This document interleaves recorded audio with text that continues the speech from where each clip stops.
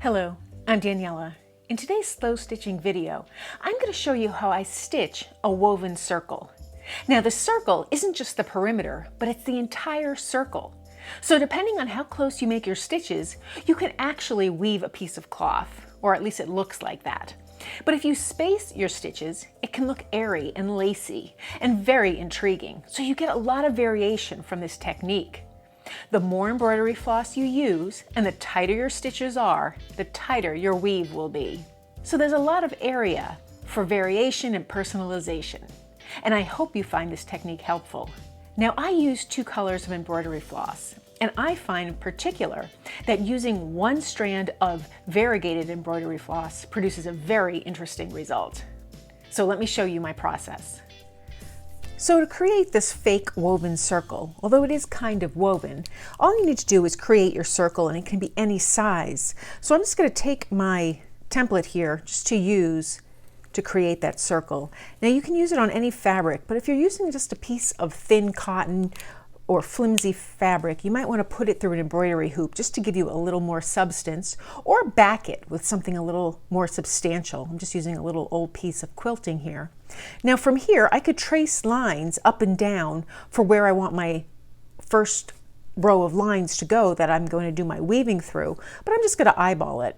And because it's a circle, I'm going to start on the left-hand side here, and I'm just going to make my first line going straight up, maybe about 1 inch long. It's maybe a 3-inch circle, 3 1/4 inch.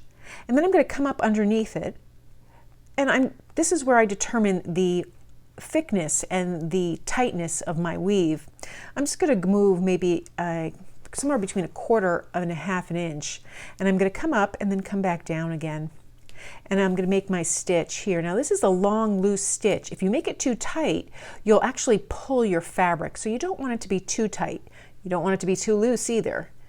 So you just want it to, when you let go of it, there's no warp in the fabric. So just make sure that you do that process fairly consistently so that there is no warp in that fabric. If you do find that you've created a warp, just go back and loosen your threads. And you're going to do this the length of your circle here.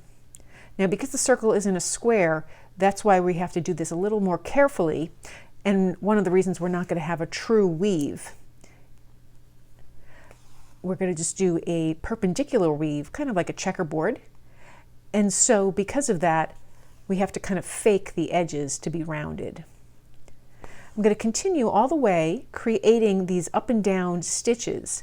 They're nice and loose and long. And the more stitches you do, the more risk you have of creating that too tight a weave. So I'm just going to take it easy, relax my stitches, and just loosen them up. And roughly, I'm trying to keep them approximately the same distance apart. And that's why you might find it beneficial to measure it out. But because this is slow stitching, and by nature it's supposed to look hand-stitched, I think that's okay. A little variation is fine.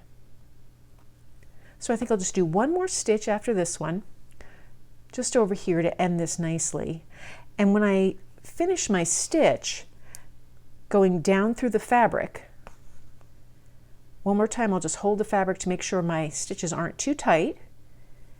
I can see they're a little bit tight, so I just want to start loosening them up, going back just a few stitches, pulling them. There we go.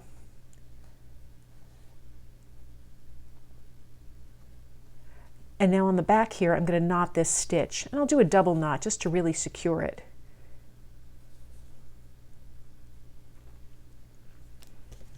And then I'll clip the stitch. So here I have my first row of stitches going up and down vertically here. And as you can see, the fabric isn't warping, and there is a little bit of give.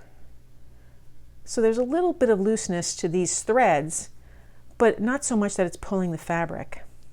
So now I'm just going to come with a contrasting color so you can see the difference here in the stitches. And I'm going to turn my piece to the side, and once again I'm going to start at the left-hand side. And again, I want my first stitch to just go maybe 2 or 3 stitches. In this case, I think I'm going to go half below and half above, and it's just a straight line.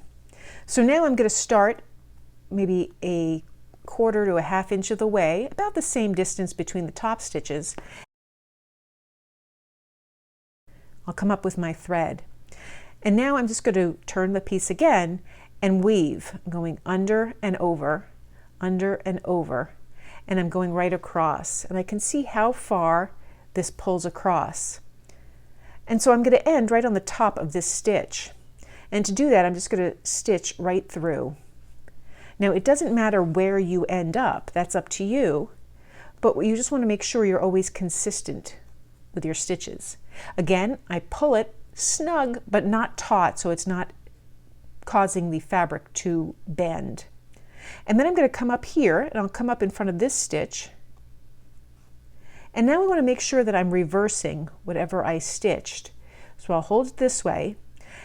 So now that I have my second line done, I want to make sure these line up properly. So with this stitch, I'll be going under. So with this one, I want to come over, and then under, then over, and then under, over, and then under. And I'm going to stop and go down right on top of this stitch. So now my threads are just crossing a little, so I just want to pull those back into position. And now I'm going to come up over here with my needle and thread, and I want to make sure I reverse it here as well. So for this one, I'm going to go over, then under, and so on, just till I get to the end here. Pull that needle through, and I'll go down here for my stitch. And I'll continue this the remaining way, all the way finishing up this project. Because I'm now stitching through an existing stitch, I want to note that the stitch next to it, my previous stitch, my previous weave, went over it, so I'll be going underneath it. So I'll be going over this one so that I can go underneath this one. So I come out a little bit outside, go under, over, under, and on, alternating what I have before.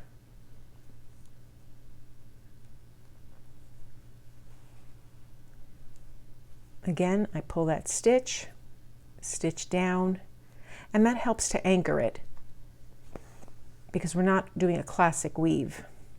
Then I'm going to come up over here and do the same thing. I'm going to come up over this stitch, then under, and so on. And I'll finish up stitching all the way.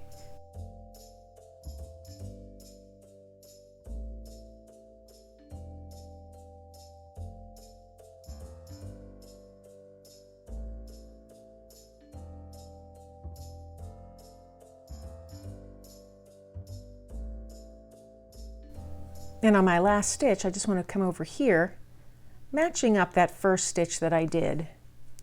So I'll just stitch straight across. I have my circle stitched. I'll just flip it over and knot the thread.